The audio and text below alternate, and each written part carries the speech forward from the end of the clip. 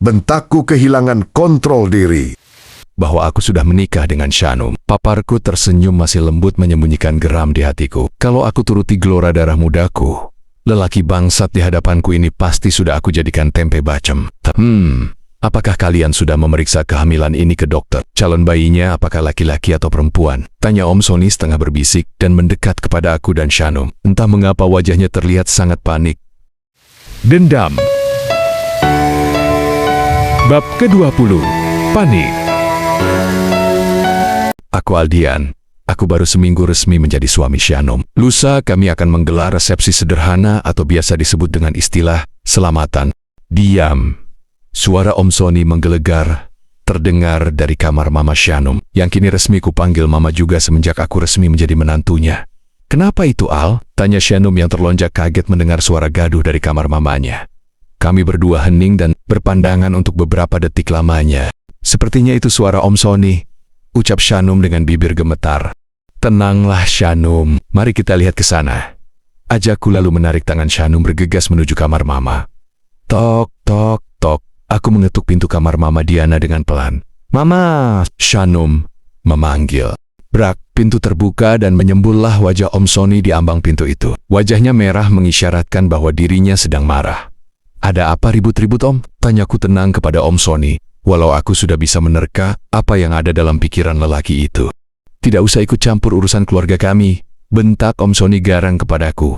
Maaf Om, aku juga anggota keluarga ini sekarang. Aku rasa pasti Mama Diana telah memberitahu Om bahwa aku sudah menikah dengan Shanum. Paparku tersenyum masih lembut menyembunyikan geram di hatiku. Kalau aku turuti gelora darah mudaku, lelaki bangsat di hadapanku ini pasti sudah aku jadikan tempe bacem. Tapi aku punya cara lain yang lebih manis untuk memberi pelajaran kepadanya. Tunggu saja permainanku.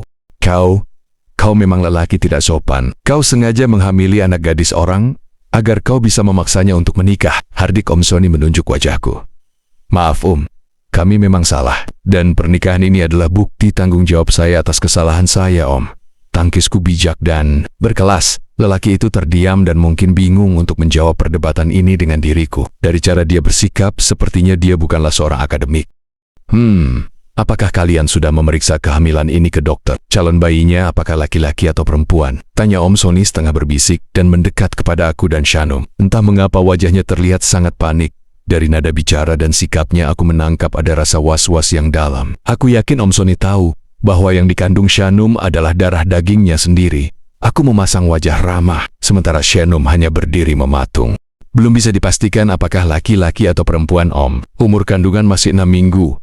Jawabku tenang sembari memperhatikan kegelisahan di mata Om Sony. Dari kecemasannya, aku bisa membaca kalau sebenarnya Om Sony punya jiwa yang sangat penyayang kepada keluarganya. Dia terlihat sangat khawatir. Tapi mengapa lelaki ini begitu sadis dan kejam kepada Shanum dan Mama Diana? Aku belum bisa mengambil sebuah kesimpulan pasti. Ya sudah, pergilah, usir Om Sony lalu masuk ke kamarnya dan menutup pintu. Aku dan Shanum masih berada di depan pintu yang tertutup untuk memastikan tidak ada keributan lagi di antara Om Sony dengan Mama Diana. Setelah semua terasa aman, aku dan Shanum meninggalkan tempat itu dan masuk ke kamar kami.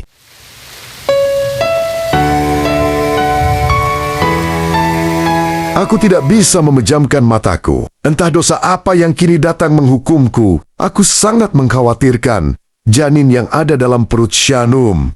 Mengapa kemarin aku tidak kepikiran kalau darah dagingku akan tertinggal di rahim gadis itu? Bagaimanapun juga, aku adalah ayah dari calon bayi itu. Statusnya sama dengan diva yang sangat aku sayang. Duh, Tuhan, kenapa bisa jadi begini hidupku? Apakah ini artinya karma sedang mengejarku? Ada apa sayang? Kamu kok gelisah? Apa bisnis kamu ada perkembangan? Tanya Diana bertubi. Lalu ia bangkit dari tidur dan memelukku dari belakang. Aku rasa dari tadi dia belum tidur walau malam sudah sangat larut. Itulah yang membuat aku pusing, Diana. Jawabku sambil memperbaiki posisi dudukku. Diana duduk di belakangku dan memelukku hangat. Pusing?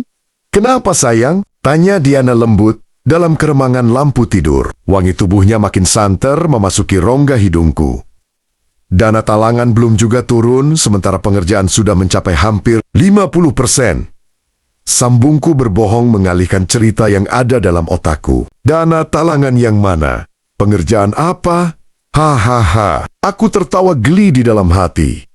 Kalimat yang baru saja aku sampaikan kepada Diana adalah kalimat Indrawan yang pernah aku dengar beberapa tahun yang lalu ketika aku masih bekerja sebagai tukang di perusahaan miliknya.